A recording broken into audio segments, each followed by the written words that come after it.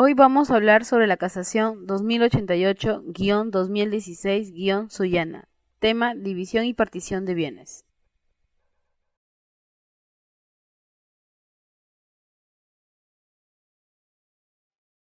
En el presente proceso de partición y división de bienes, el demandado Roberto Martínez Ruiz Seminario ha interpuesto recurso de casación mediante escrito obrante a fojas 417 contra la sentencia de vista de fecha 5 de noviembre de 2015, que revoca la sentencia de primera instancia del 24 de agosto de 2014, en el extremo que se dispuso que en tanto se realice la venta del inmueble materia del proceso y se reparta el valor económico en partes iguales. El demandante y el demandado tendrán acceso al uso de áreas comunes y, reformándola, ordenaron que en ejecución de sentencia las partes procesales lleguen a un acuerdo respecto de la forma de división y partición del bien inmueble, y en caso de no existir, se proceda a la tasación y su venta posterior en subasta pública, donde se les otorgará a las partes el 50% de acciones y derechos sobre el bien.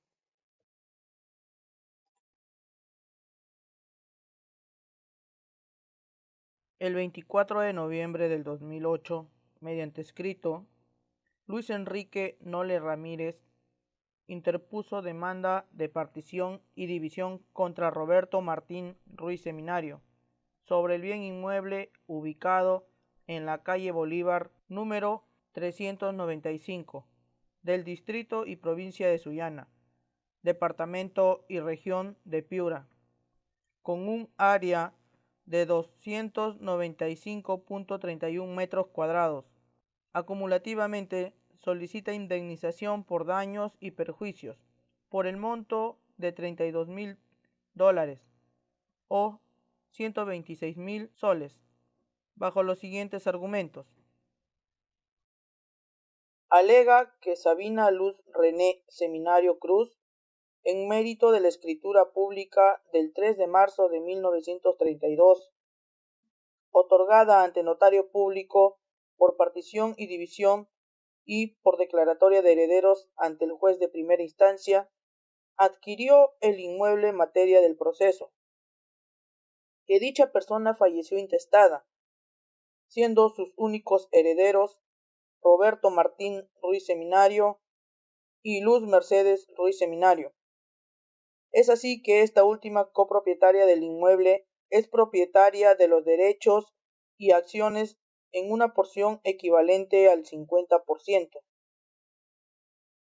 Mediante escritura pública del 7 de mayo del 2002, Luz Mercedes Ruiz Seminario declaró ser propietaria del 50% de derechos y acciones, siendo así, dio en venta real y enajenación perpetua a favor de Luis Enrique Noles Ramírez y Aida Marina Villegas de Nole el total de estas acciones y derechos por el precio de $16,000, importe que ha sido cancelado firmándose el contrato ante notario público, que el hermano de la vendedora, hoy copropietario, viene usufructuando la mayor parte del inmueble, al extremo de haber clausurado e impedirle el uso de áreas de servicios comunes y venir destruyendo paredes y extrayendo los sanitarios de los baños, sin tener derecho a ello, por lo que solicita división y partición.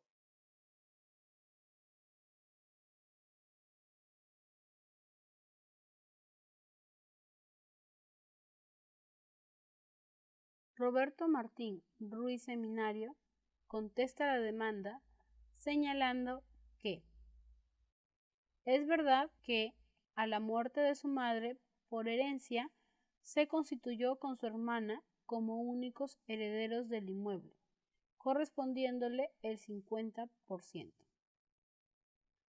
Como propietario tenía el derecho de retracto, habiéndosele desconocido dicho derecho, pues nunca se le hizo llegar ninguna comunicación escrita de la venta del inmueble. No es cierto que venga usufructuando la mayor parte del inmueble, ni que haya clausurado ni impedido el uso de áreas de servicios comunes, ni destruyó paredes ni extrajo sanitarios. Indica que el demandante no sabe que la construcción es del año 1976 y gran parte necesita ser refaccionado. Señala que el contrato de acciones y derechos del 7 de mayo del 2008 versa sobre el 50%, que son cuotas ideales abstractas, que desde el mes de mayo de 2008 el inmueble no ha sufrido ninguna alteración, cambio o sustracción de la infraestructura, que el actor viene usufructuando la mayor área del inmueble, explota la discoteca y arrienda habitaciones, por lo que no tiene que indemnizar a nadie. Sostiene que no existe área común ya que el actor tiene su propio ingreso, pues su entrada está diseñada para el ingreso a la segunda y tercera planta.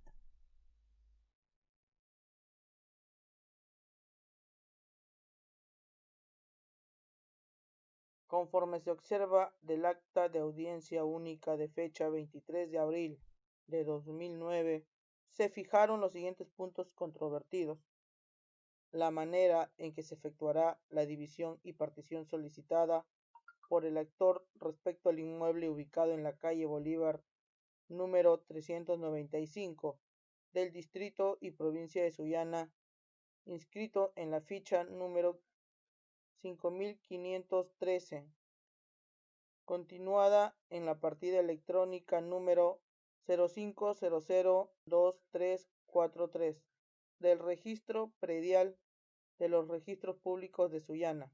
Determinar qué parte del inmueble le corresponde a cada uno de ellos.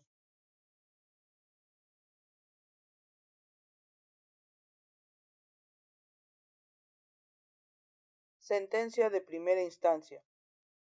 El 25 de agosto de 2014, el Juzgado Mixto de Sullana de la Corte Superior de Justicia de Sullana declaró fundada en parte la demanda sobre división y partición, ordenando la división y partición del bien inmueble, materia del proceso, de la siguiente manera.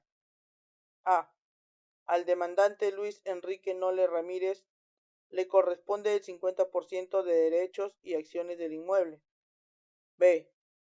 Al demandado Roberto Martín Ruiz Seminario el 50% de derechos y acciones del inmueble.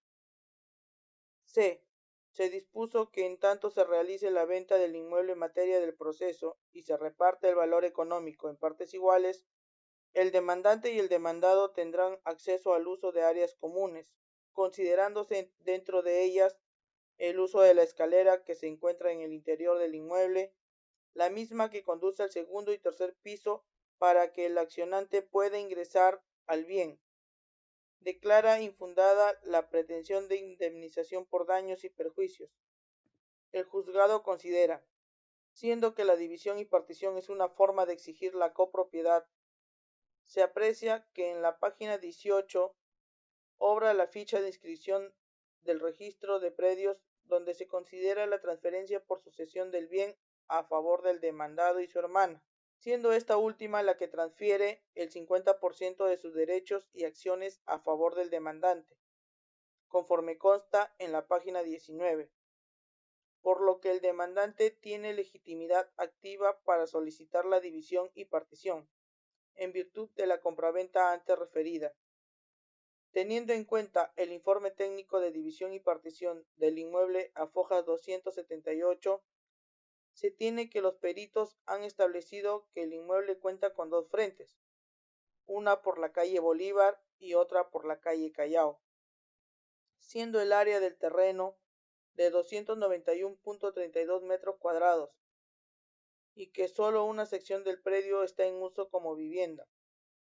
La otra se encuentra deshabilitada y sin uso, que del contrato de compraventa celebrado por el demandante con la hermana del demandado, respecto del 50% de derechos y acciones que le corresponderían, mal hacen los justificables en dividirse el bien cuando el mismo no fue descrito en forma independiente como dos inmuebles, sino que se consideró en su totalidad, que conforme al valor comercial considerado por los peritos a fojas 276, a cada justificable le correspondería $141.737,60, siendo el equivalente al 50% de las acciones y derechos del inmueble. Con la declaración de parte del demandado se llega a la conclusión que le corresponde el lote B y de lo alegado por el demandado le corresponde el lote A, siendo el único inconveniente la escalera de acceso al segundo piso para que el accionante pueda ingresar a los ambientes del bien que le corresponderían, por lo que, al no acordar los justificables respecto al uso común de la escalera, la juzgadora lo considera como área común. El accionante podrá hacer uso de la escalera que conduce al segundo piso, mientras no se venda el total del bien y se haga la partición de porcentajes iguales del monto obtenido, puesto que ambos son copropietarios del inmueble en porciones equitativas. Respecto a la pretensión de indemnización de daños y perjuicios solicitada por el demandante, no habiendo demostrado fehacientemente los daños ocasionados por el demandado, no cabe amparar este extremo de demanda. 5. Recurso de apelación mediante escrito de página 359. Roberto Martín Ruiz Seminario apeló la citada sentencia, bajo los siguientes argumentos: que cuestiona la sentencia únicamente en el extremo C, la que viola los principios de tutela judicial efectiva, debida motivación, debido proceso, derecho de defensa y principio de congruencia. Indica que se ha realizado la división y partición del inmueble sin observar el informe técnico de división y partición, lo cual debió disponerse de acuerdo al ordenado en el informe, que lo resuelto va más allá del petitorio, puesto que el actor no ha dicho en ninguna parte de su petitorio que tiene que vender el inmueble, que lo que se ha pedido es la partición del inmueble, no la venta del mismo. La sentencia de primera instancia no tomó en cuenta las posesiones actuales, pues las partes quieren que se respeten las áreas que vienen ocupando y que han sido respetadas por el informe técnico de división y partición, que lo resuelto no guarda relación con los puntos controvertidos, que resulta cuestionable la parcialidad de la juzgadora, pues no explica por qué no ha hecho prevalecer el informe técnico. 6. Sentencia de segunda instancia.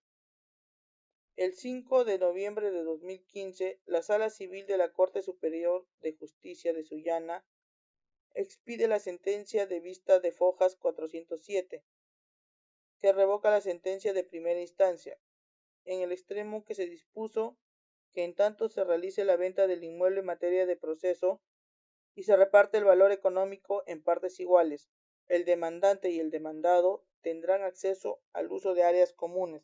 Reformándola, ordenaron que en ejecución de sentencias las partes procesales llegarán a un acuerdo respecto a la forma de división y partición del bien inmueble, y en caso de no existir, se procederá a la tasación y su venta posterior en subasta pública, donde se les otorgará a las partes el 50% de acciones y derechos sobre el bien. La Sala Superior se funda en lo siguiente. Se advierte que el demandado se opone a la venta del bien inmueble en materia de proceso, expresando que se debió tomar en cuenta el informe técnico de división y partición, debiéndose precisar que tal informe señala que existe imposibilidad de realizar una división equitativa y justa, tanto para el demandante como para el demandado. Culmina indicando que lo que se debió pedir es una tasación comercial para poder resolver la latis de forma más justa posible. Se tiene que lo resuelto por la sentencia de primera instancia en su literal C es atentatorio de lo dispuesto en el artículo 988 del Código Civil, pues el AQO no realizó una audiencia especial ni requirió a las partes para que sustenten su pretensión respecto a la forma en la que deberán proceder, a efectos de dividir el inmueble de la mejor manera. En tanto, si no llegaran a un acuerdo, se procederá a la venta del inmueble. El literal C del fallo debe revocarse y ordenarse que, en ejecución de sentencia, las partes presenten una propuesta de división y partición, y en caso de no ponerse de acuerdo, se realice informe de tasación del bien inmueble y se procederá a la venta. Recurso de casación.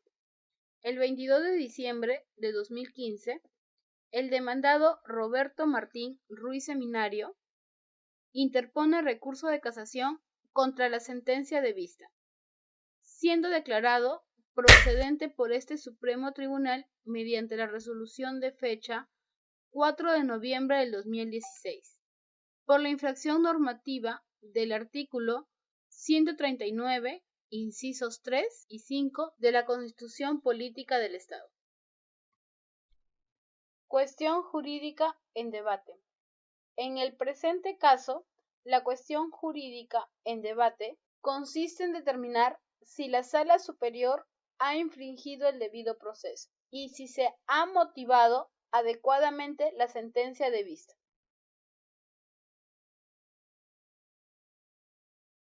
Fundamentos de esta Sala Suprema. Primero, en el presente recurso de casación se ha denunciado la infracción normativa de orden procesal. Esto es la infracción normativa del artículo 139, inciso 3 de la Constitución Política del Estado, que establece como garantía de los ciudadanos el respeto al debido proceso. 1. La referida infracción se configura cuando no se han respetado los derechos procesales de las partes, se han obviado o alterado actos de procedimiento. La tutela jurisdiccional no ha sido efectiva.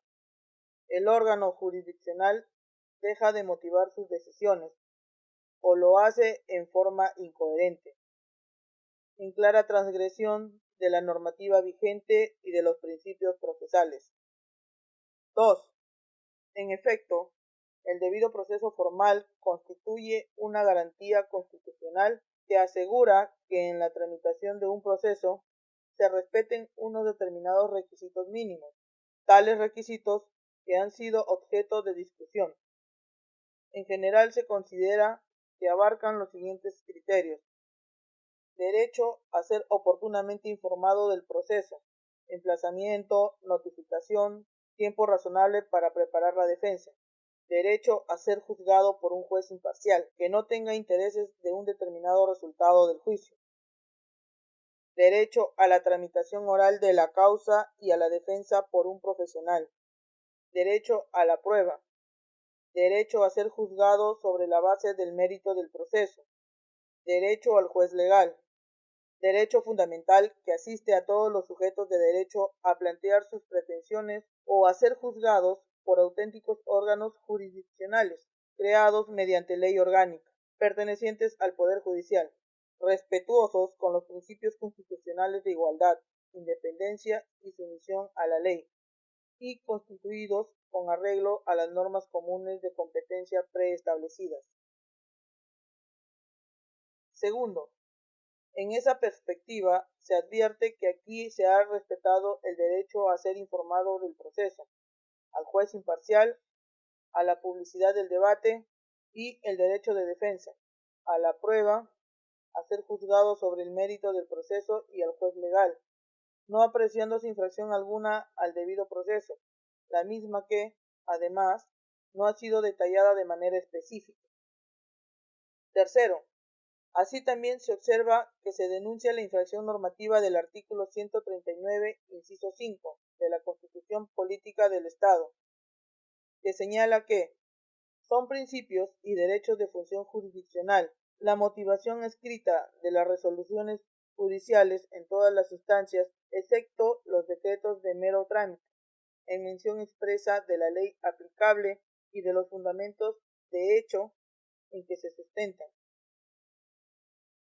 Estando a ello, este Tribunal Supremo verificará si la sentencia de vista se encuentra debidamente justificada externa e internamente, y si además se han respetado las reglas de motivación en estricto. Cuarto, que, en esta perspectiva, debe indicarse, en cuanto a la justificación interna, que el orden lógico propuesto por la Sala Superior ha sido el siguiente. Premisa normativa. La sentencia de vista ha considerado fundamentalmente el artículo 988 del Código Civil, que regula la adjudicación o venta contractual de bienes no susceptibles de división material. Premisa fáctica. La Sala Superior ha señalado que la AQO no realizó la audiencia especial ni requirió a las partes para que sustenten su pretensión respecto a la forma en la que se deberá proceder a efectos de dividir el inmueble de la mejor manera. Conclusión.